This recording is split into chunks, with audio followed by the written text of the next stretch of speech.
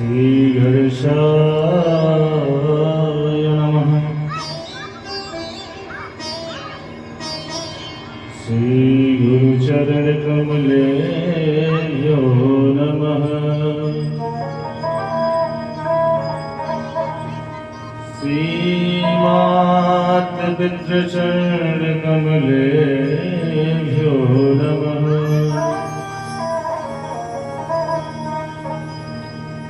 गुरुर्ब्रह्मा गुरुर्विष्णु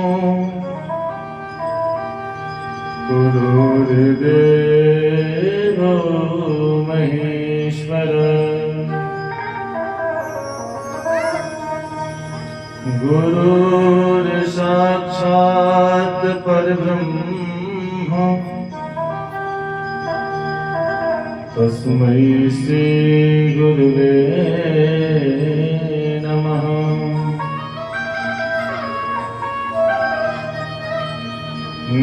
बंसी विभूषित तनाय नवनीर दाभा पीतांबरा गरुड़बिंब फलाधरुष्टा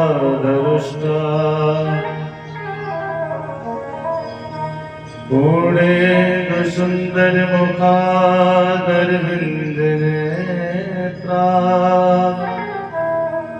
कृष्णात् परं किमपि तत्त्वमहं न जाने।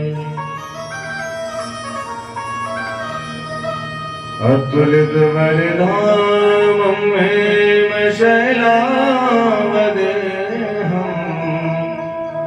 धनुजवनकिशानं ज्ञानिनामग्रगण्यम् सकलगुणनिधानं वानराणामधीशम् रघुपतिप्रियभक्तं वातजातं नमामि।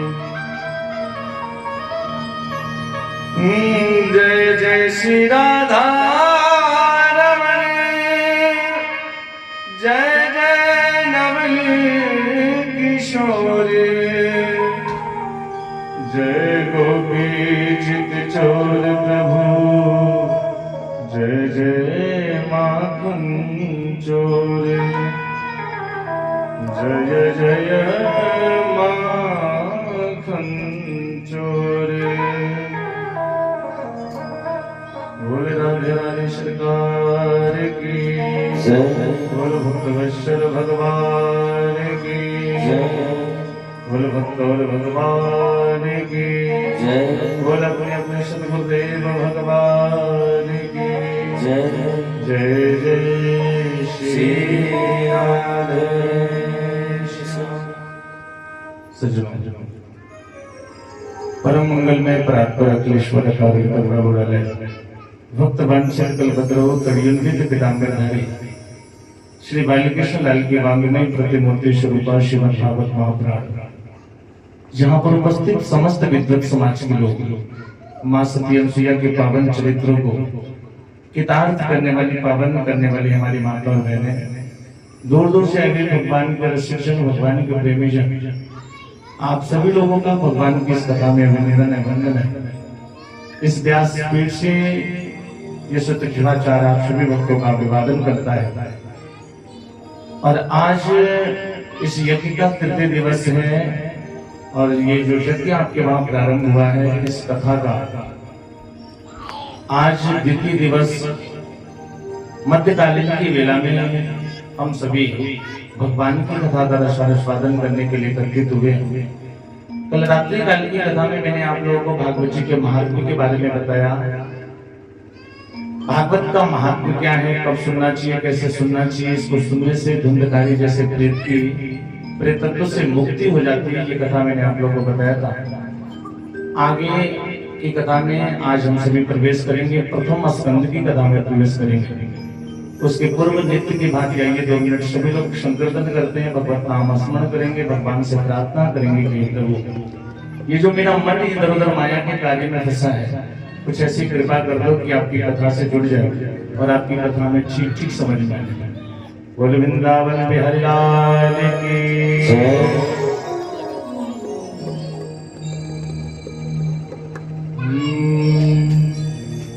रघुपति राघव राजा राम पतित पावन सीताराम रघुपति राघव राजा राम पतित पावन सीताराम रघुपति राघव राजा राम पतित पावन सीताराम रघुनंदन जय घनश्याम कर दो मेरे पूरन काम जय रघुनंदन जय घनश्याम पूरन कर दो श्री राधे। सभी लोग मीठी मीठी ताली बजाएंगे, सभी प्यार से भगवान का नाम लेंगे।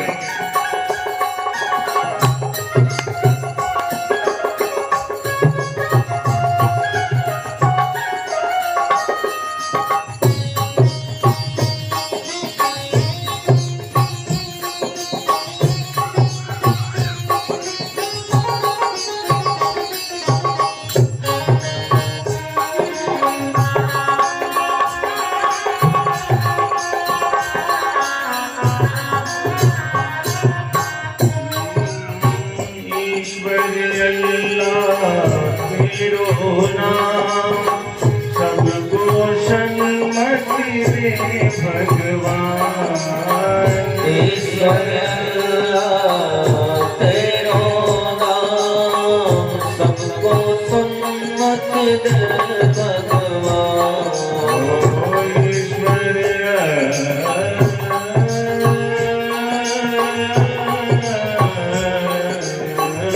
ईश्वर तेरो नाम सबको सन्मति दे भगवान ईश्वर ईश्वर तेरो नाम सबको सन्मति दे भगवान रघुनंदन जय घनश्याम पूरे कर दो मेरे काम जय रघुनंदन जय घनश्याम पूरन कर दो जो ना बोले नमक हराम भज प्यारे मन सीताराम जो ना बोले नमक हराम भज प्यारे मन सीताराम रघुपति राघव राजा राम पतित पावन सीताराम रघुपति राघव राजा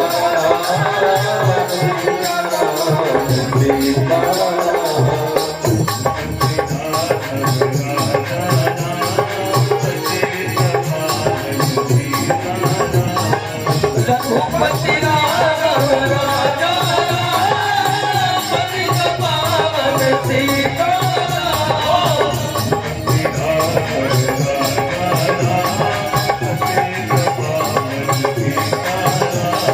रघुपति राघव राजा पतित पावन सीताराम पावन सीताराम पतित पावन सीताराम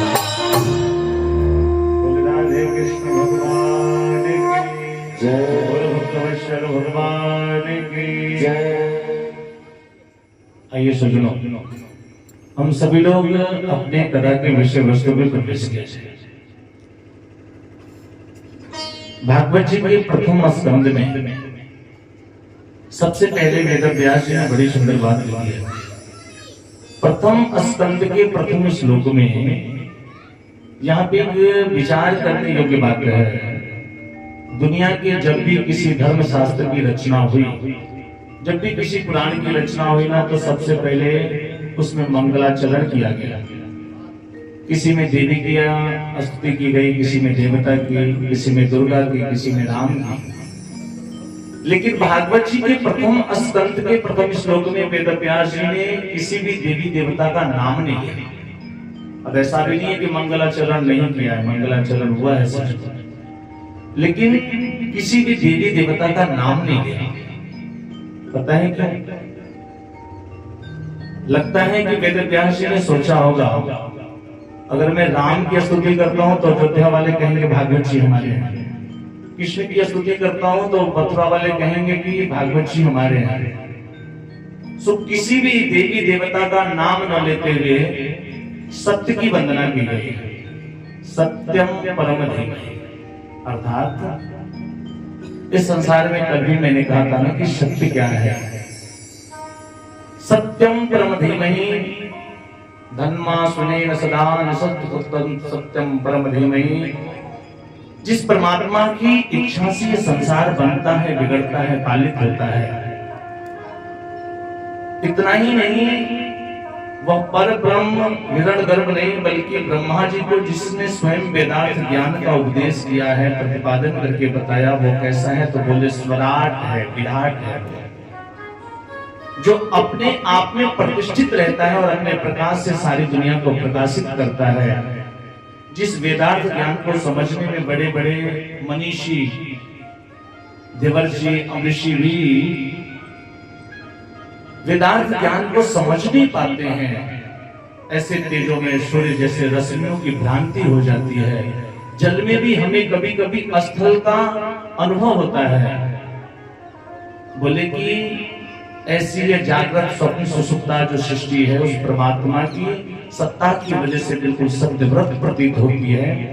माया और माया के कारण को सर्वथा जो परे है, अलग है, ऐसे परम सत्यम धीमहि, सत्यम धीमहि, अर्थात ऐसे उस सत्य की हम सभी वंदना करते हैं। कल भी मैंने आप लोगों को बताया था कि संसार में सत्य क्या है, याद होगा आप लोगों को, बताया था ना। सत्य क्या है? बोले भगवान का नाम ही सत्य है। देखिए इतनी जल्दी जल्दी भूल जाएंगे तो कहां तक रिवर्स कराऊंगा। उस सत्य की हम सभी वंदना करते हैं। आज हम लोग यहाँ बैठ करके कथा सुन रहे हैं ना, आप कितना भी यज्ञ कर लीजिए, कितना भी कथा सुन लीजिए, कितना भी तीर्थों में जाके खूब परिक्रमा करिए। यहाँ यज्ञशाला बना है ना, खूब यज्ञशाली की 2-2 घंटा परिक्रमा करते रहिए। मंदिर में चले जाइए, वृंदावन चले जाइए, काशी चले जाइए, कुंभ लगा है प्रयाग में चले जाइए। लेकिन वो सब जाना, वो हमारा मंदिर में जाकर के यज्ञ करना, पूजा करना, जाकर के दान करना, दूसरे को भोजन कराना, वो तब सफल होगा। पूछिए कब? जब हम अपने जीवन में सत्य को अपनाएंगे। कितना भी आप तिलक लगा लिए, हाथ में कलावा बांध लिया, बैठ के कथा सुनने 5-5 घंटा। आजकल तो सोशल मीडिया का जमाना है, घर बैठे बैठे सारी कथाएं सब लोग सुनते रहते हैं। तो आप कितना भी कथा सुनिए, लेकिन जब तक अपने जीवन में सत्य को नहीं अपनाओगे ना, तब तक कथा सुनने का कोई मतलब नहीं है। कथा खूब सुंदर चल रही है और बगल से तनिक भर आवाज आई तो दिमाग उधर चला गया, उसके बारे में भगवान ये सब बहुत कचकच करते, कुछ ऐसा करो इनका विनाश हो, तो आपका कथा सुनने का कोई मतलब नहीं है। अब आप विचार करिए कि सभी लोग यही कहते हैं। हम लोग तीर्थों में जाते हैं, धर्म स्थलों पे जाते हैं, संत महात्मा लोग मिलते हैं, गुरुजन मिलते हैं, कहते हैं बेटा धर्म के मार्ग पे चलो, सत्य के मार्ग पे चलो। मैं आपसे पूछता हूँ धर्म क्या है? क्या सवेरे 5 बजे 4 बजे उठ जाना धर्म है? रोज सवेरे उठ करके मंदिर की परिक्रमा लगाना ये धर्म है? माता पिता की सेवा करना ये धर्म है? गुरुजनों की सेवा करना ये धर्म है? खूब रुपया कमा करके खूब बड़ा घर बना देना, बच्चों को खूब अच्छा पढ़ाना लिखाना ये धर्म है? धर्म की परिभाषा क्या है? वो स्वामी जी ने रामचरितमानस में बताया है कि धर्म न दूसर सत्य समाना, धर्म न दूसर सत्य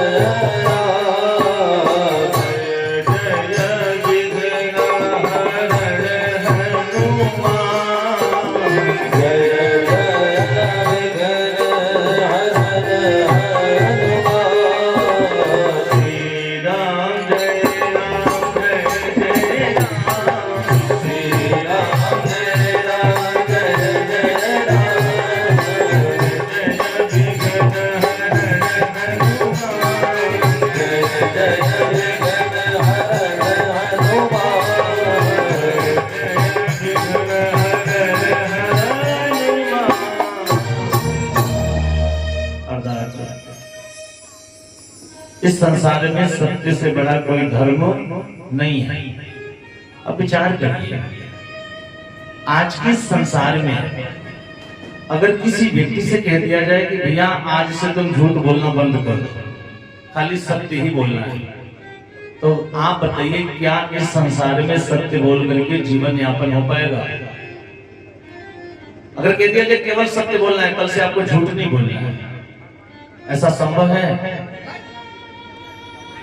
एक भक्त ने कहा, इसका आवाज बढ़वाइए बैलूम। एक भक्त ने मुझसे कहा कि महाराज, इस संसार को जिसने बनाया है उसी व्यक्ति ने दिन भी बनाया, रात भी बनाया, स्त्री को भी उसी ने बनाया, पुरुष को भी उसी ने बनाया। कौन बनाया है? भगवान ने बनाया। उसी भगवान ने सत्य को बनाया। सत्य को कौन बनाया है? उसको भी भगवान ने बनाया। और जिस भगवान ने सत्य को बनाया ना, उसी ने झूठ को भी बनाया। झूठ को बनाने हम थोड़ी गए थे। थोड़ा मीट कम करिए बेटा, आवाज में से मारे मीट कम करिए, थोड़ा सा बेस खोलिए उसमें, और हल्का सा इको कम करिए, बहुत ज्यादा हो गया। ठीक है, ठीक है। बोले कि जिसने सत्य को बनाया ना, उसी ने झूठ को भी बनाया। झूठ हम थोड़ी बनाने गए। अगर झूठ नहीं बोलना था, वो भगवान को झूठ नहीं बनाना चाहिए था, और भगवान झूठ नहीं बनाते तो हम लोग बोलते कहां से? और भगवान ने झूठ बनाया है तो बोलने के लिए तो बनाया होगा, कुछ सोच के बनाया होगा। बोले हाँ, भगवान ने झूठ बनाया बोलने के लिए, लेकिन झूठ बोलने के लिए शास्त्रों में जगह भी बताया गया है कि कहां कहां पे झूठ बोलने से पाप नहीं लगता है। और मैं आप लोग को 6 जगह बताऊंगा, अगर आप ध्यान से सुन लेंगे तो थोड़ा झूठ बोलने में आसानी हो जाएगी, शुभता हो जाएगी। पहला, स्त्री वानर विवाह। अगर आपको झूठ बोलने का मन करेगा तो अपनी पत्नी से झूठ बोलिए। शास्त्रों में बताया गया है अपनी पत्नी से झूठ बोलने में कोई पाप नहीं लगता। अब ये जो माता जी लोग हैं कहेंगे कि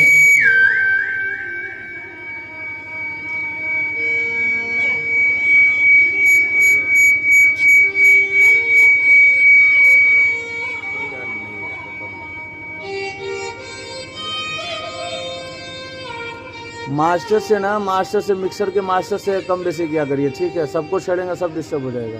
और इको ज़्यादा बोल रहा है, इको को थोड़ा सा कम करिए, लेवल को उसको नीचे से घुमा रहे हैं पूरा। हरिओम, श्री राधे, जय श्री राधे, जय श्री श्याम। थोड़ा सा बेस डालिए ना भाई, हल्का सा। मीट बार बार कह रहा हूँ कि मीट को कम करिए, टेबल को कम करके रखिए। हरिओम, श्री राधे। बोले कि उसी भगवान ने सत्य बनाया, उसी ने झूठ भी बनाया। झूठ बोलने के लिए हम लोग चर्चा कर रहे थे ना, स्त्री व नर विवाह, अपनी पत्नी से झूठ बोलने में पाप नहीं लगता। अब ये माता जी लोग कहेंगे कि पहले का कम झूठ बोलते थे, बाबा जी और सिखा रहे हैं झूठ बोलने के लिए। रहते थे गोरखपुर, बताते थे बस सिकरीगंज में है, अभी आ गया। लेकिन मैं बिल्कुल सत्य कह रहा हूं। ऐसा इसलिए बताया गया है कि माताओं के अंदर एक ऐसी जठराग्नि होती है, अगर उनको कोई बात आप बता दीजिए और उनसे कह दीजिए कि देखो मैं सिर्फ तुमको बता रहा हूं, ये बात किसी से कहना मत, सो 1 हफ्ते के बाद वो बात पूरे मोहल्ले को पता चलेगा।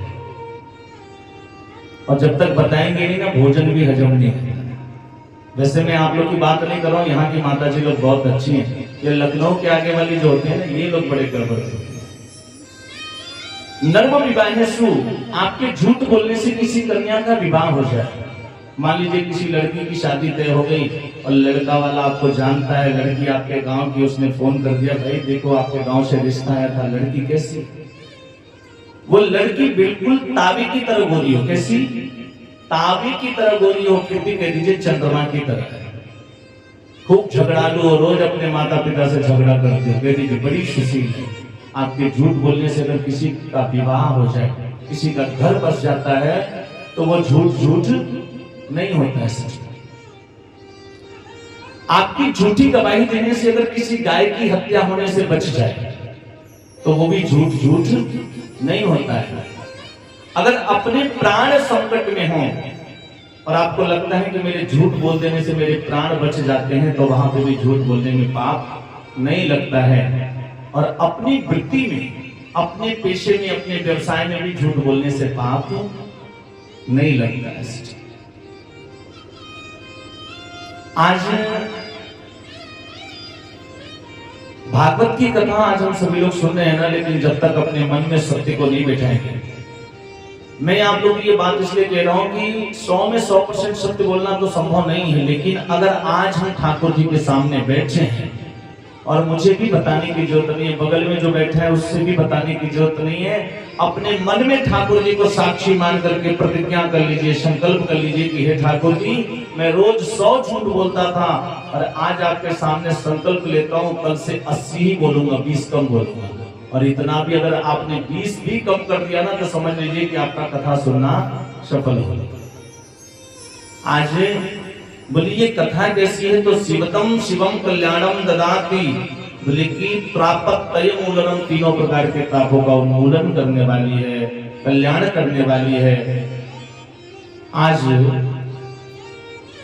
निगम रूपी जो वेद है ना, भागवत में बड़ा सुंदर वर्णन आया है, निगम कल्पतरो गलितम फलम सुगमुखामृतदवशयुतम पिबत भागवत रसमालयम मुहुर्मुहुः रसिका भुवि भावुकाः। निगम रूपी जो वेद रूपी जो वृक्ष है, उस वृक्ष का जो पका हुआ फल है ना, वही श्रीमद् भागवत महापुराण है।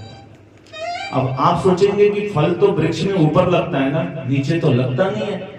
और निगम, ये वेद रूपी कल्प वृक्ष कहाँ है, बोले ये स्वर्ग में है। तो उस वृक्ष का फल नीचे कैसे आया है, बोले कि सुख मुखामृत दव संयुतम, सुखदेव रूपी पक्षी का मुख लगने से ये फल नीचे की तरफ आया और उसका मुख लग जाने से ये फल और भी मीठा हो गया। अब बोले कि फल आ तो गया, लेकिन फल में छिलके भी होते हैं, गुठलियां भी होती हैं, और समझदार लोग छिलका थोड़ी खाते हैं। बोले कि इसीलिए इस फल को ना बोला कि केवल रस बता दिया, पिबत भागवत रसमालयम, ये सुनने की वस्तु है ही नहीं, क्योंकि सुनी हुई बात एक कान से सुनोगे और दूसरे कान से निकल जाती है। ये पीने की वस्तु, इसे पीना चाहिए। पिबत भागवत रसमालयम, आलय शब्द जहां आता है ना, उसको उसका खान समझा जाता है। जैसे मान लीजिए विद्या के आगे आलय लगा दिया तो क्या हो गया, विद्यालय, जहां विद्या की खान है। औषधि के सामने आलय लगा दिया, औषधालय, जो औषधियों का भंडार है। उसी प्रकार से जो रसों की खान है, पिबत भागवत रसमालय, मुहुर्मुहुः, बोले रस तो तैयार हो गया, लेकिन रस पीने वाला भी तो होना चाहिए। कौन पिएगा इसको, तो बोले कि पिबत भागवत रसमालय मुहुर्मुहुः रसिका भुवि भावुकाः। इसका पान कौन करेगा, तो बोले जो भगवान के भक्त हैं। अब कुछ लोग ऐसे भी होते हैं जो भागवत सुनने के बाद कहते हैं, अरे कौन सा भागवत, वही राम, वही कृष्ण जी, वही कथा, अभी तो कुछ दिन पहले गांव में हुई थी, सुना था, फिर क्या सुनना है कि कथा को बार बार। तो गोस्वामी जी कहते हैं कि राम कथा सुनते ढाही, रस विशेष जाना दीने नाही। राम कथा सुनते ढाही, रस विशेष जाना दीने नाही।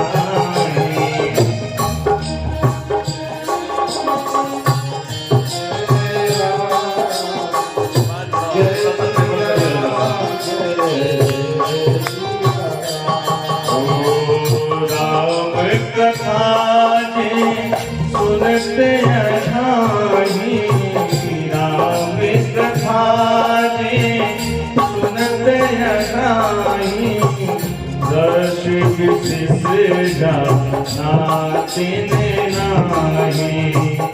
रस विशेष जाना जिन हरि कथा सुनी नहीं काना, जिन हरि कथा सुनी नहीं काना, श्रवण नंद कहि भवन समाया। श्रवण नंद कहि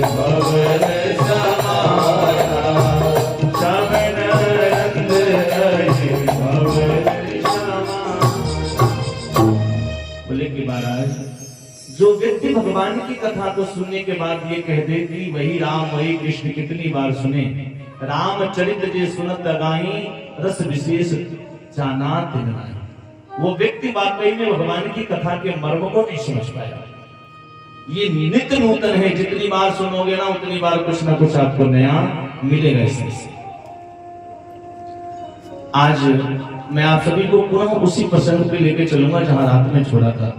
थोड़ा सा आवाज बढ़वाओ, मेरा मुझे दिक्कत हो रहा है, हल्का सा ट्रेवल कर पाइए। तो बोले कि महाराज कल मैंने रात्रि काल में बताया था कि नैमिषारण्य क्षेत्र में 88,000 संतजन विराजमान है, उनके बीच में सूत जी महाराज का आगमन हुआ है। आज पुनः उन संतों ने सूत जी महाराज से हाथ जोड़ करके निवेदन किया कि महाराज आप वेद वेदांतों के ज्ञाता हो, शास्त्रों के ज्ञाता हो, और आज हम आपसे 1 2 नहीं बल्कि 6 प्रश्न करना चाहते हैं और आप हमारे 6 प्रश्नों का उत्तर दीजिए। और ध्यान से सुनेंगे सज्जनों, इन्हीं 6 प्रश्नों पे संपूर्ण भागवत की कथा आधारित है। पहला प्रश्न किया है कि मानव के लिए परम धर्म क्या है। दूसरा प्रश्न किया, जब हम लोग मंदिर में जाते हैं तो कोई लोग कहते हैं हनुमान जी सबसे बड़े हैं, कोई कहता है कि राम जी बड़े हैं, कोई कहता है शंकर जी बड़े हैं, कोई कहता है दुर्गा मैया बड़ी है, सो कौन सा देवता बड़ा है, हमें किसकी शरण में जाना चाहिए। तीसरा प्रश्न किया कि वेद में परमात्मा का नाम अजन्मा है। अजन्मा का मतलब होता है औ मने नहीं जन्मा मने जन्म, जिसका कभी जन्म ना हो। यदि भगवान अजन्मा है तो वो दशरथ का पुत्र राम कैसे हो गया? यदि भगवान का जन्म नहीं होता तो वो देवकी का पुत्र कृष्ण कैसे बना? चौथा प्रश्न किया कि भगवान के कुल कितने अवतार हैं। कोई लोग कहते हैं भगवान के 12 अवतार हैं, कोई कहता है 24 अवतार हैं, कोई कहता है हरि अनंत हरि कथा अनंता। तो आप हमें बताएं कि भगवान के कुल कितने अवतार हैं। कितने प्रश्न हो गए सज्जनों? 4 प्रश्न हो गए। 5वां प्रश्न किया बोले कि वक्ता वो श्रेष्ठ नहीं जो छोटी सी बात को बहुत बड़ा बना करके बोले, बल्कि वक्ता वो श्रेष्ठ होता है जो बड़ी बात को भी छोटा बना करके कहते, अर्थात गागर में सागर भर दिया जाए। सो इसलिए हे सूत जी महाराज, आप शास्त्रों के ज्ञाता हो, जो शास्त्रों का सार तत्व है, कृपा करके सिर्फ हमें वो बताने की कृपा करें। 6वां और अंतिम प्रश्न किया, भगवान जब अपनी लीला को करने के लिए इस धराधाम पे अवतार लेकर के आए थे, उस समय गोविंद ने कहा था कि हम पृथ्वी का भार उतारेंगे, और स्वयं भगवान ने गीता में भी कहा है कि धर्म संस्थापनार्थाय संभवामि युगे युगे। जब जब इस पृथ्वी पे भार बढ़ेगा, मैं इस पृथ्वी का भार उतारने के लिए, धर्म की स्थापना करने के लिए अवतार लेकर के आऊंगा। सो आप बताइए कि जिस समय भगवान अपनी लीला को संपन्न करके यहां से इस धराधाम को छोड़ करके चले गए, उस समय ये धर्म अकेला पड़ गया था, और उस समय ये धर्म किसकी शरण में गया। ये 6 प्रकार के प्रश्न हैं। महाराज कृपा करके हमारे प्रश्नों का उत्तर दीजिए। सूत जी महाराज आज बड़े प्रसन्न हुए, बड़े गदगद हुए, और संतों से कहते हैं कि आपने जो मुझे प्रश्न किया है, उन प्रश्नों का उत्तर देने से पहले मैं आदरणीय श्री सुखदेव जी महाराज के चरणों में प्रणाम करना चाहता हूं, वंदन करना चाहता हूं। अब तो बड़ी विडंबना होगी, जितने भी संतजन विराजमान थे सभी बड़े ध्यान से सूत जी को देखने लगे। महाराज हम तो सोच रहे थे आप ही सबसे बड़े ज्ञाता हो, आप ही सबसे बड़े विद्वान हो, फिर आपसे भी कोई बड़ा है क्या जिसको आप प्रणाम करना चाहते हो? ये सुखदेव कौन है जिनको आप प्रणाम करना चाहते हैं? महाराज जिनके बारे में हमको भी बताइए, हमारी भी जानने की इच्छा होती है। सूत जी कहते हैं कि भागवत जी के प्रथम वक्ता हमारे आदरणीय श्री सुखदेव जी महाराज। आज सूत जी सोनक ऋषियों को सुखदेव जी महाराज के जन्म की कथा बताने जा रहे हैं, और वही कथा मैं आप लोग को बताने जा रहा हूं। बोले कि ये सुखदेव जी पूर्व काल में गोलोक धाम में किशोरी राधा रानी की गोद में खेला करते थे, और एक दिन किशोरी जी ने सुखदेव जी से कहा कि बेटा एक काम करो, वृद्ध लोक में जाओ, जाकर के भागवत धर्म का प्रचार प्रसार करो। सुखदेव जी बेचारे हाथ जोड़ करके खड़े हो गए, माँ मुझे कहाँ भेज दिए? मैंने सुना है कि मृत्यु लोक में भगवान विष्णु की माया रहती है, और यदि मैं चला गया वहां पे तो मेरे ऊपर भी माया का प्रभाव हो जाएगा। मैं जो रोज आपका 2-4-10 माला जप करता हूं सब छूट जाएगा। इस मृत्यु लोक में रहने वाला कोई भी ऐसा व्यक्ति नहीं है सज्जनों, चाहे वो कितना भी बड़ा ज्ञानी हो, कितना बड़ा तपस्वी हो, कितना भी बड़ा संत क्यों ना हो, जो माया से परे है। हर व्यक्ति को माया अपने में उलझा करके रखी है। सूत जी शौनक आदि ऋषियों को बता रहे हैं, और इधर सुखदेव जी मां किशोरी राधा रानी से प्रार्थना करते हैं कि मां मुझे कहां बेचेगी? यदि मैं चला गया ना तो मेरे ऊपर भी माया का प्रभाव हो जाएगा। और ये माया क्या है सज्जनों, जानते हैं आप लोग? ये माया दिखाई नहीं देती है, लेकिन हर व्यक्ति को अपने आगोश में लेकर के बैठी हुई है। एक बार नारद जी के मन में इच्छा हुई, नारद जी भगवान विष्णु के पास गए, बोले महाराज ये माया माया करते रहते, माया होती क्या है, हमें भी देखना है माया। तो भगवान विष्णु नारद जी को साथ में लेके गए, चलो नारद छोड़ो माया का बात छोड़ दो, तुम माया के चक्कर में पड़ जाओगे। बोले अरे महाराज मैं आपका इतना बड़ा भक्त हूं, मेरे ऊपर माया का क्या प्रभाव होगा, चलो तो सही, मुझे देखना है। भगवान लेकर के गए और माया का बड़ा सुंदर सरोवर तैयार हुआ। नारद जी जब सरोवर को देखे ना तो सरोवर में तुरंत स्नान करने के लिए प्रविष्ट हो गए, और जैसे ही प्रविष्ट हुए डुबकी लगाए ना तो नारद जी पुरुष से स्त्री बन गए। और उसी सरोवर के किनारे एक बड़ा सुंदर राजकुमार दिखाई दिया। नारद जी उस राजकुमार से बात करने लगे, बात करते करते फिर उससे विवाह भी कर दिया। और विवाह करने के बाद इनका गृहस्थ जीवन प्रारंभ हुआ। नारद जी को 10 पुत्र उत्पन्न हुए। ये भागवत की कथा नहीं है, देवी भागवत में इस कथा का वर्णन आता है सच। और लास्ट में जब वो उनका पति मर गया, उनके पुत्र भी मर गए, तो नारद जी जो स्त्री बने थे ना अपने पुत्रों को याद करने के लिए, वो भी अपने पति के साथ चिता में समाने जा रहे थे। तब भगवान आकर के हाथ पकड़ करके कहते हैं, अरे भले आदमी, यही तो तुम माया देखना चाहते थे ना। ईश्वर अंश जीव अविनाशी, कहां फंसे हुए हो तुम, तो ईश्वर के अंश हो और सबको भूल करके माया में पड़ गए ना। तो ये माया बड़ी ठगनी है सज्जनों। एक एक पल, एक एक क्षण हम सभी लोग ठगे जा रहे हैं। हम अपने आप को समझ नहीं पा रहे। एक एक सेकंड जो हमारा व्यतीत हो रहा है ना, निकल रहा है, ये लौट के आने वाला नहीं है सज्जनों। हमको लगता है आज हमारे देखिए जो हमारे भजन गायक हैं वैभव पांडे जी, इनका जन्मदिन है। तो सुबह सुबह ही आए मेरे पास, मुझे प्रणाम किया, तो बोले महाराज जी आशीर्वाद दीजिए, आज मेरा जन्मदिन है, मेरा 1 साल और बढ़ गया। थोड़ा तकलीफ हुआ था इनको, लेकिन मैंने इनसे कहा 1 साल बढ़ नहीं गया, तुम्हारे जीवन का 1 साल समाप्त हो गया। तुम्हें 80 साल जीना था ना, तो 1 साल और कम हो गया, बड़े नहीं हो गए। ये विचारणीय विषय सच में। ये माया बड़ी ठगनी है, हम सब ठगे जा रहे हैं और अपने आप को समझ नहीं पा रहे हैं। एक भोजपुरी के कवि ने कहा था,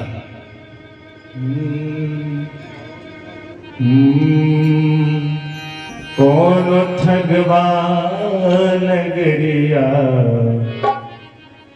लूटल है,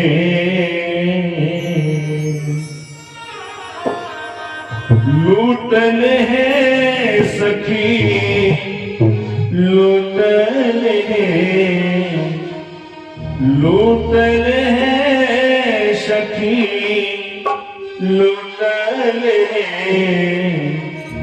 कौन ठगवा नगरिया लूटल है, कौन ठगवा नगरिया लूटल है, कौन ठगवा नगरिया।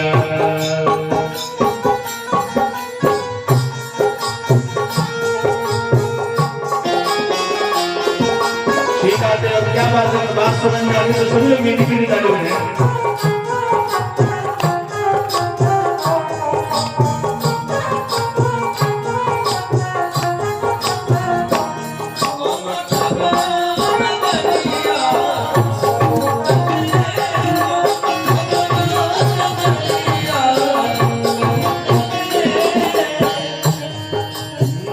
चंदन चौकी पे पलना बनल बा, चंदन चंदन चौक के पलक पलका पलना बनलवा पलना बनलवा पलना बनलवा पलना बनलवा चंदन चौकी के पलना बनलवा चंदन चौकी के पलना बनलवा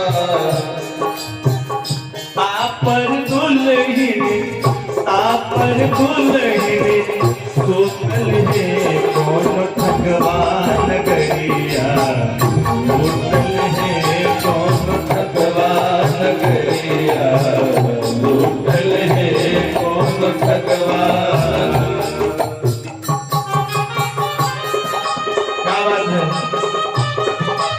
जीवन के दिवस को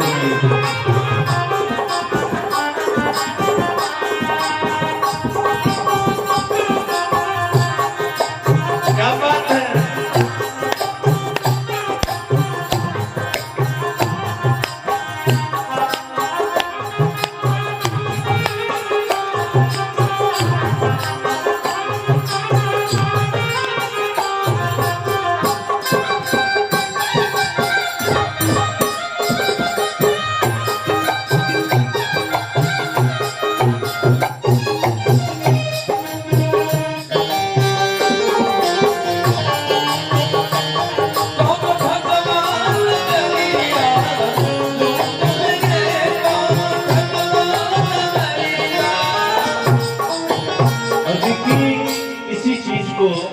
संत ने गाया था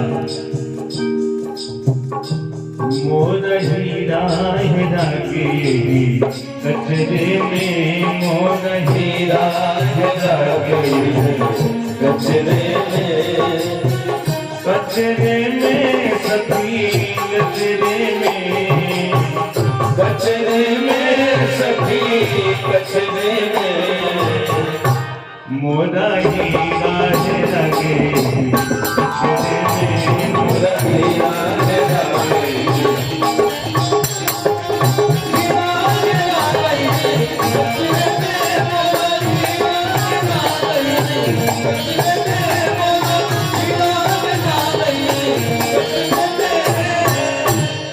वृंदावन बिहारी लाल की जय। आज सुखदेव जी कहते हैं कि माँ आप मुझे कहाँ भेज रही हो? मैंने सुना है कि विष्णु भगवान की माया पूरी मृत्यु लोक में व्याप्त है और मैं भी गया तो मेरे ऊपर भी माया का प्रभाव हो जाएगा। सो आपका जो मैं नित्य भजन करता हूँ ना, आपका माला जप करता हूँ, सब मुझसे छूट जाएगा। किशोरी जी ने कहा बेटा मेरा आशीर्वाद है, आपके ऊपर माया का कोई प्रभाव नहीं होगा, जाओ तो सही। आज ही सुखदेव जी महाराज गोलोक धाम से मां किशोरी के चरणों में प्रणाम करके और वहां से चलते हैं सीधे कैलाश पर्वत पे पहुंचे हैं और वहां पर एक सुख पक्षी और पक्षी के गर्भ से अंडे के रूप में इनका प्रादुर्भाव हुआ है। एक दिन की बात है सज्जनों, कैलाश पर्वत पे बड़ी जोर से बर्फीली हवाएं चल रही थी, लाल पीले बादल उमड़ रहे थे। उन्हें देख करके ये सुख पक्षी और पक्षी दोनों भयभीत थे। इनको लगा कि बहुत जोर से तूफान आने वाला है, कोई भयंकर तूफान आने वाला है। ये दोनों सुख पक्षी और पक्षी उस अंधे को निर्जीव समझ करके, बेकार समझ करके उसी कैलाश पर्वत पे छोड़ करके अपने प्राणों को बचाने के लिए कैलाश पर्वत से नीचे की तरफ भाग गए।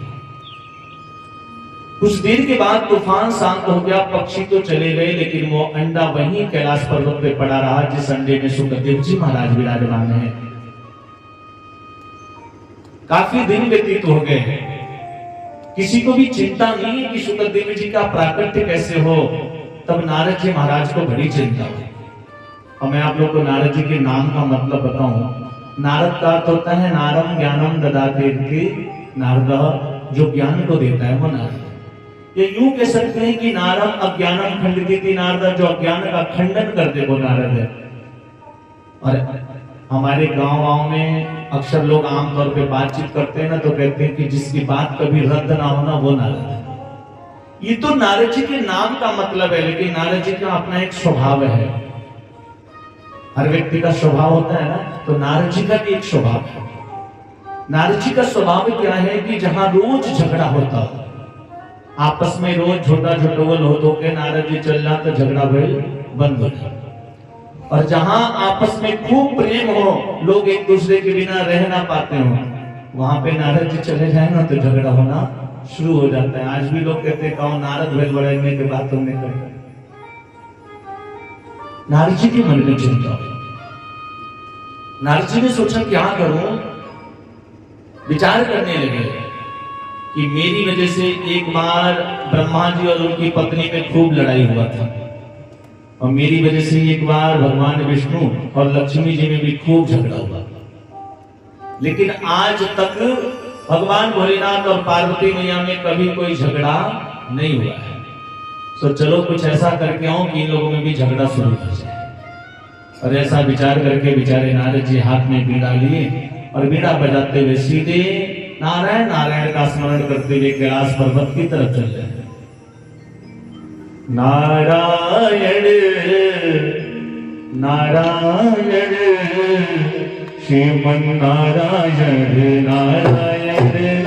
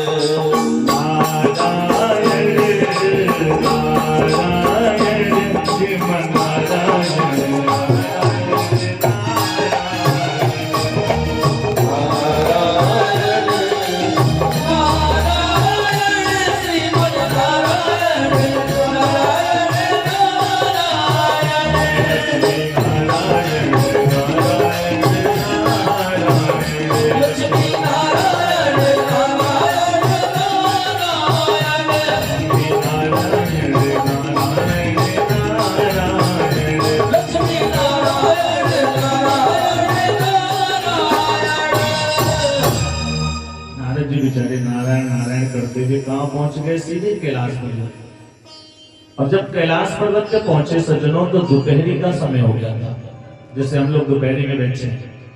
भगवान भोलेनाथ अपनी समाधि में जाकर के दूर बैठे हुए थे, और कैलाश पर्वत पर केवल मियां पार्वती ही थी। नारद जी ने जैसे मियां को देखा, दौड़ करके गए, जाकर मियां को प्रणाम किया। माँ ने नारद जी को आशीर्वाद दिया, बेटा आओ आओ, बहुत दिन के बाद आए हो, कहाँ रहते हो, कुछ पता नहीं चलता है तुम्हारा। पहले तो बहुत जल्दी जल्दी आते थे, महीने में 1-2 चक्कर तो लग ही जाता था, इस बार तो बहुत दिन के बाद आए हो, कहाँ रहते हो, कुछ पता नहीं चलता है।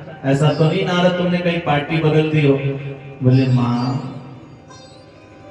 ऐसा मुंह छोटा करके बोल रहे माँ से, माँ क्या बताऊं, इस संसार में कोई किसी से सत्य नहीं बोलता, हर व्यक्ति झूठ बोलता है, कोई किसी से सच्चा प्रेम नहीं करता, सभी दिखावा करते हैं। इसलिए मां कहीं आने जाने का मन नहीं करता है।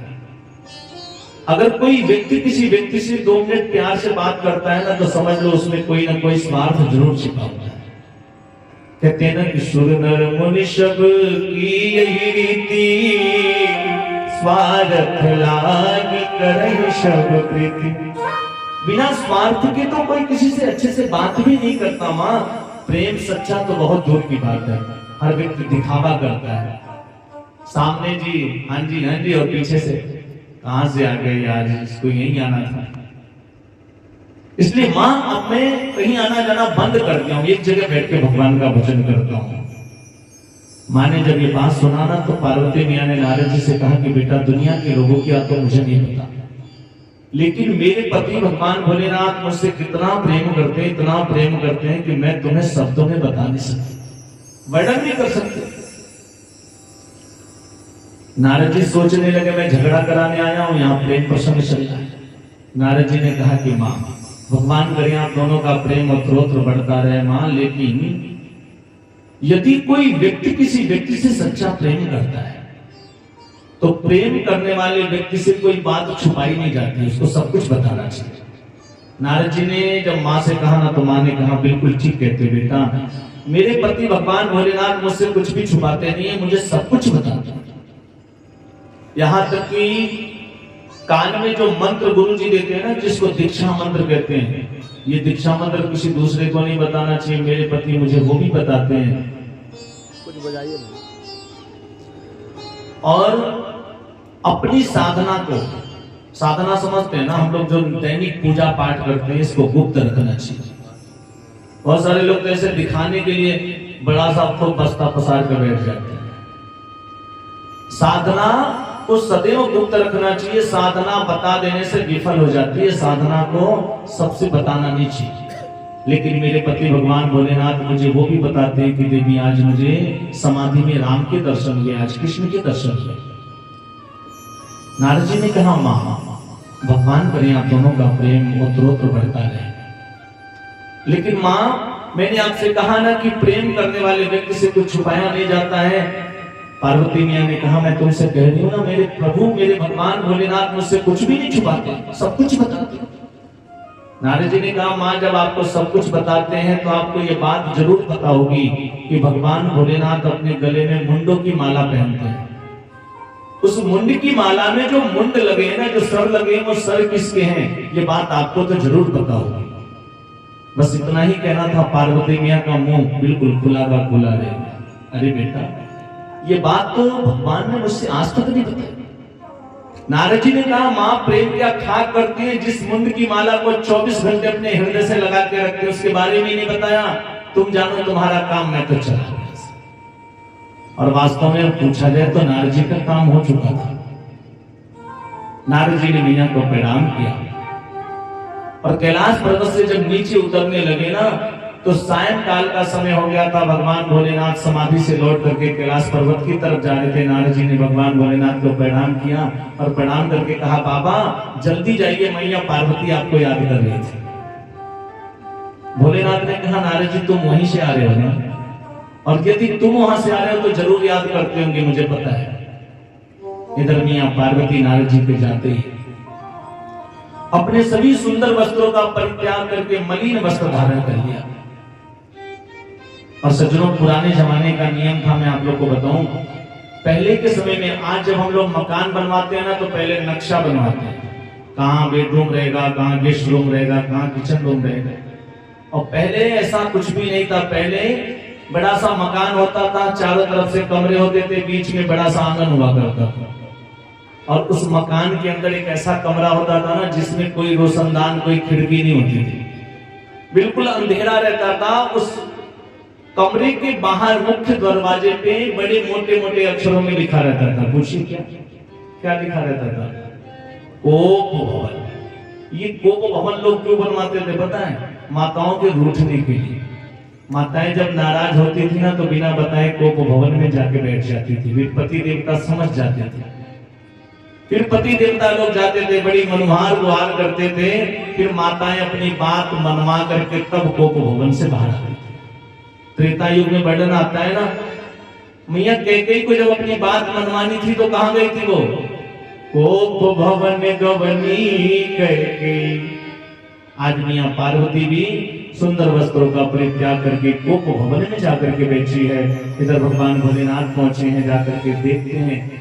मियां पार्वती के पास पहुंचे, जाकर के कहते हैं कि देवी क्या बात है, आपने ये कैसी विचित्र स्थिति बना रखी है, ये कैसी स्थिति बनाया है आपने देवी, क्या बात है, क्यों नाराज है, कोप भवन में क्यों आकर के बैठी है, चलिए मेरे साथ बाहर चलिए। मियां कुछ बोल नहीं रही, बहुत गुस्से में।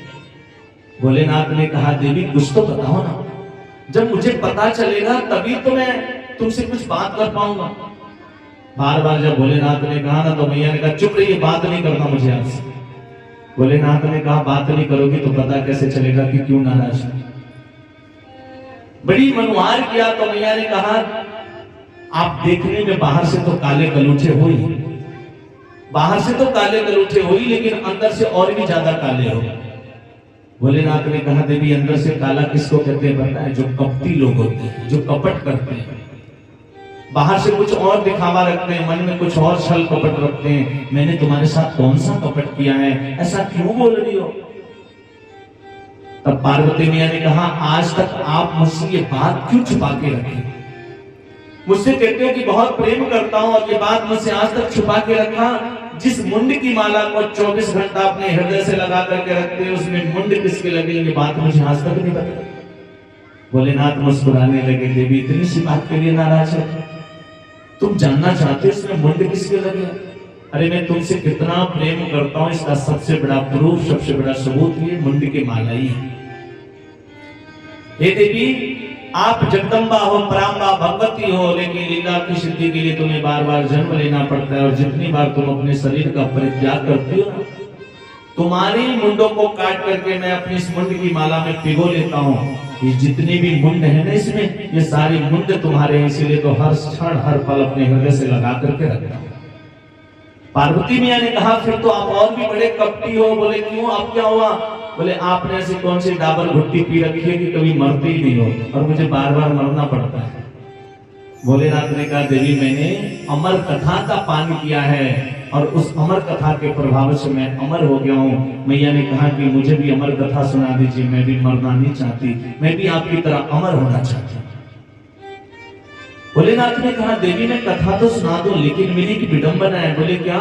जब मैं कथा करने बैठता हूँ ना तो मेरी आंखें बंद हो जाती है, मेरी समाधि सी लग जाती है, फिर मुझे पता कैसे चलेगा तुम कथा सुन रही हो कि नहीं? इसलिए जितनी देर मैं कथा करूंगा ना उतनी देर आप ऊं शब्द का उच्चारण करते रहना। पार्वती मैया ने कहा ठीक है। आज भगवान भोलेनाथ कैलाश पर्वत पे बैठते हैं, मियां पार्वती को कथा सुनाने जा रहे हैं और लिखा है गोस्वामी जी ने रचि महेश्वरी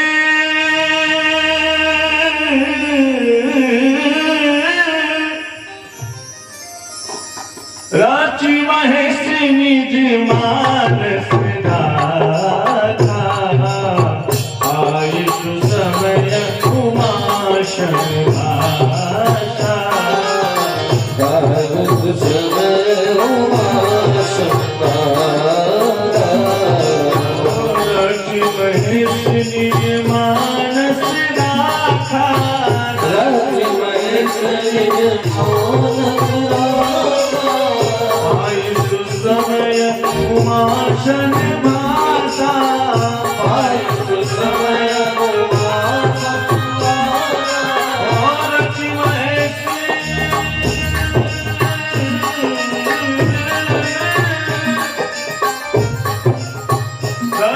महेश्वरी निज मानस गाथा आयु समय उमाशन भाषा आयु समय उमा शंभाषा आयु समय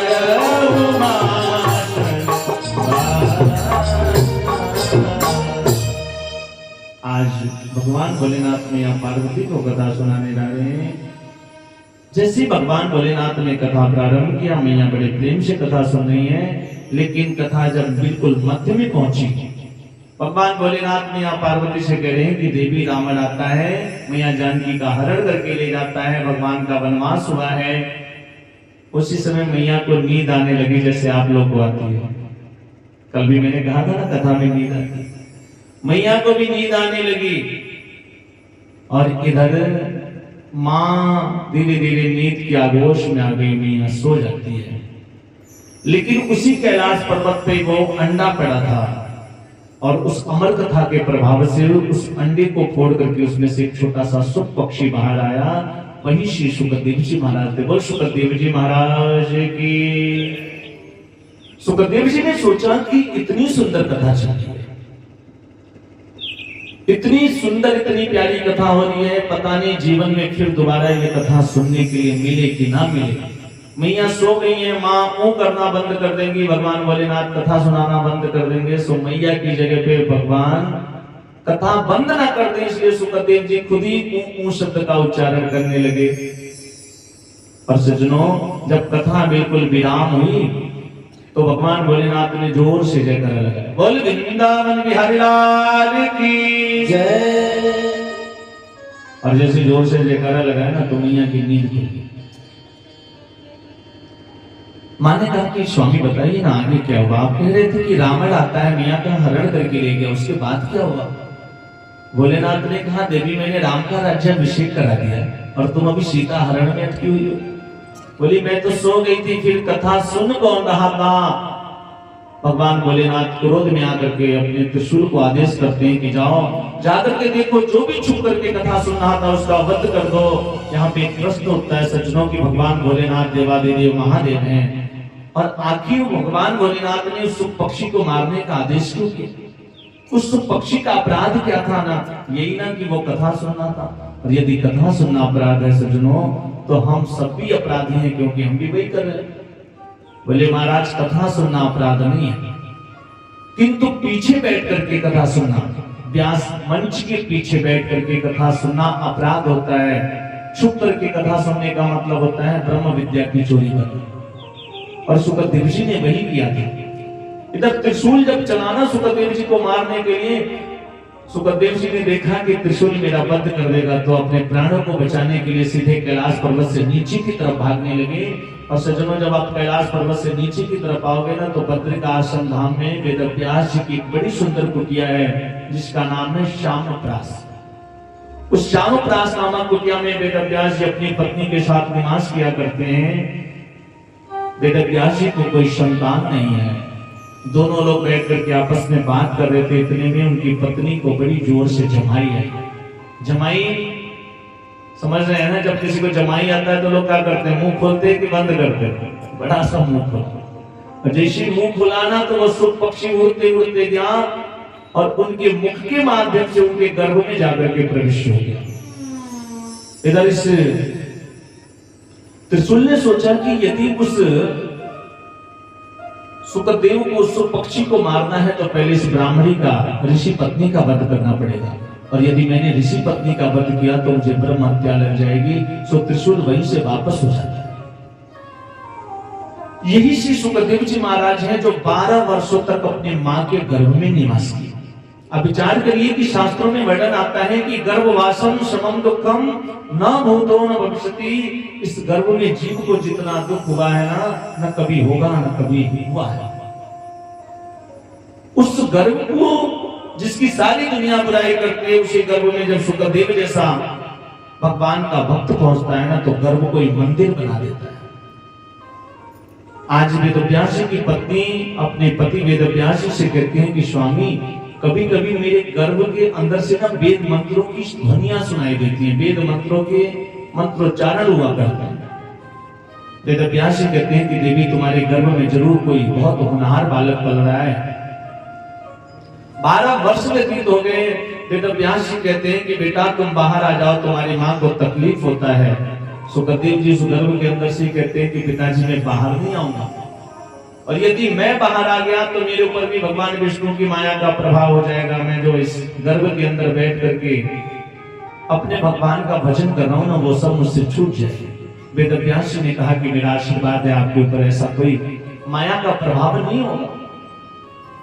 सुखदेव जी ने कहा नहीं, स्वयं मायापति भगवान विष्णु जब आकर के मुझसे बोलेंगे ना, तब जाकर के मैं इस गर्भ से बाहर आऊंगा। और मेरे गोविंद को आना पड़ा। सज्जनों, 12 वर्षों के बाद यही श्री सुखदेव जी महाराज अपने मां के गर्भ से जन्म लेते हैं, और जन्म लेते ही सीधे संन्यास आश्रम की तरफ भागने लगे। उनके पिता वेदव्यास जी उनके पीछे पीछे दौड़ रहे हैं, पुत्र पुत्र रुको तो सही, बेटा बेटा देखो तो सही। लेकिन ऐसा वीतरांग जिसका पुत्र हो, जिसको वेदव्यास जैसा व्यक्ति भी वापस नहीं लाता है। वर्णन आता है कि जब सुखदेव जी जा रहे थे ना, तो रास्ते में कुछ स्त्रियां निवस्त्र होकर के स्नान कर रही थी। उसी रास्ते से सुखदेव जी गए, उन स्त्रियों को कोई लज्जा नहीं आई। लेकिन उनके पीछे पीछे जब उनके पिता वेदव्यास जी उसी मार्ग से जा रहे थे ना, तो उन्हें देख करके सारी स्त्रियां अपने वस्त्रों को पहनने लगी। वेदव्यास जी ने पूछा कि बेटी, अभी इधर से मेरा युवा पुत्र गया है, जो कि युवा है, उसे देख करके आप लोग को लज्जा नहीं आई, और मैं आपके बाबा के, आपके पिता की उम्र का हूं, मुझे देख करके आपको लज्जा आती है? उन स्त्रियों ने जवाब दिया, हे वेदव्यास जी, आपको स्त्री पुरुष का भेद पता है, और आपका पुत्र जो सुखदेव है ना, ये स्त्री पुरुष का जो भेद है ना, इस भेद से वंचित है, संसार के मोह मायाओं से वंचित है, इसलिए उसे देख करके हमें लज्जा नहीं आई, लेकिन आपको देख करके हमें लज्जा आती है। बड़ा सुंदर वर्णन किया है वेदव्यास जी ने। यम प्रवदन्तम अनुपेत में जगित्यम द्वैपायनो विरह कातुर्याजुआवः पुत्रेति तन्मयतया तवनो विनेदुः सर्वभूत हृदयं मुनिमानतोऽस्मि। आज आदरणीय वंदनीय श्री सुखदेव जी महाराज को हम सभी लोग प्रणाम करते हैं। ऐसे सुखदेव जी का पावन चरित्र। सुखदेव जी परम संत हैं सज्जनों, और संतों की सानिध्य जीवन को संवार देती है, संतों का चरित्र जीवन को संवार देता है। कल भी मैंने कहा था कि यदि संत कृपा कर दे जीवन में ना, तो परमात्मा को विवश होकर के उस व्यक्ति के ऊपर कृपा करनी पड़ती है। सो कभी भी अगर कोई संत मिले, संत का मतलब लाल पीले कपड़े का नाम संत नहीं होता। सच में संत की परिभाषा बताई गई है कि संत हृदय नवनीत समाना। संत का हृदय कैसा होता है? नवनीत। जब हम लोग दही को मथते हैं ना माताएं, जब दही को मथती है ना, तो जो उसमें से पहले क्या बोलते हैं, क्या निकलता है उसमें से? मक्खन जो निकलता है, बिल्कुल उसको अभी खर नहीं किया गया रहता है, वो कितना मुलायम रहता है, वैसा हृदय होता है संतों का। उसके अंदर कभी अपने पराये का भेद नहीं होता, वो संत है। ये संत नहीं है कि ये मेरा बेटा है। एक बार की बात है, मैं आप लोग को बताऊं। आज तो चेले जो है ना, वो संत लोग से भी ज्यादा आगे बढ़ गए। ऐसी कुंभ लगा था, जैसे अभी लगा है ना कुंभ, तो मैं अभी कुंभ की बात नहीं कर रहा हूं, पीछे कुंभ की बात कर रहा हूं। एक गुरुजी थे, गुरुजी कुंभ में स्नान करने जाने के लिए तैयार हुए थे। चेला बोला कि गुरुजी हम चला। संजोग से जो चेला रहे ना, वो एक यादव जी रहे। गुरुजी से कहने कि तू जाकर नहा के पुण्य के भागी हो जाए, हम पिछुआ जाए, हम चलब सथ में, हम के लिया चले गुरुजी, हम पुण्य करब, हम नहा के दान पुण्य करब, हम धर्मात्मा बनब। गुरुजी कहले चला ठीक बा, ना मन बताई, झोला पकड़ा, हमारा झोला वाला दे साथ लेके चल गए। चेलवा बड़ा होशियार है, कलश गुरुजी कुंभ में जाकर लेना है, कुछ रुपया पैसा धरले बने की ऐसे फ्री फंड वाला व्यवस्था। कहले हम लोग संत आदमी हैं, हमें पैसे की क्या आवश्यकता है, ट्रेन में टिकट लगना नहीं है, वहां जाएंगे तो तमाम अन्न क्षेत्र चल रहा है, कहीं ना कहीं भोजन मिलेगा ही, सो पैसे की क्या जरूरत है, जाकर के स्नान करके चले जाना। दोनों लोग चल दिए। लोग जैसे नदी के किनारे पहुंचल तो वही जाए वो बोर्ड लगल है, बोर्डवा पे लिखल है कि डूबने वाले को बचाने वाले को, डूबने वाले व्यक्ति को बचाने वाले को 5,000 रुपया इनाम दिया जाए। गुरुजी जब बोर्ड पढ़ने कहीं चला, रुका रुका रुका, पैसा की व्यवस्था हो गई। कहले वो कैसे? कहले देखो का लिखल है, डूबते हुए व्यक्ति को बचाने वाले व्यक्ति को 5,000 रुपया इनाम दिया जाए। कहले सेकर मतलब गुरुजी कहले सुना, हम पहले कूदब, हम जानबूझ के डूबे लागल, आ तू ओकरे बाद कूद के हमके बचा लिया, 5,000 में दे, कौन तक वो पैसा। गुरुजी तुरंत नदी में छलांग लगा दिए और जाकर के जानबूझ के डूबने लगे। चिल्लाए लगे बचाओ बचाओ बचाओ। चेला पानी में खड़ा रहा, लेकिन गुरुजी को बचाने नहीं दिया। गुरुजी कहले मर जाए तब अइबे बचावे। कलश गुरुजी रुक जाइए, कहले 5000 रुपया हाथ से निकलता, जल्दी बचावा हमें। कहले गुरुजी रुक जाइए थोड़ी देर और मर जाएंगे पहले। कहले काहे? कहले आप अगवे वाला बोर्डवा पढ़नी है, पिछवा एक और बोर्ड लगल बा उ नहीं पढ़नी। कहले वो बोर्डवा पे का लिखल है? वो बोर्डवा पे चिलवा दे खोलस देखी, हो पर लिखल बा कि मर जाने के बाद लाश को ढूंढ के निकालने वाले को 10,000 रुपया इनाम मिलेगा। तरुरे 5,000 के चक्कर में बानी, हम 10,000 के चक्कर में बानी। बोल वृंदावन बिहारी लाल की जय।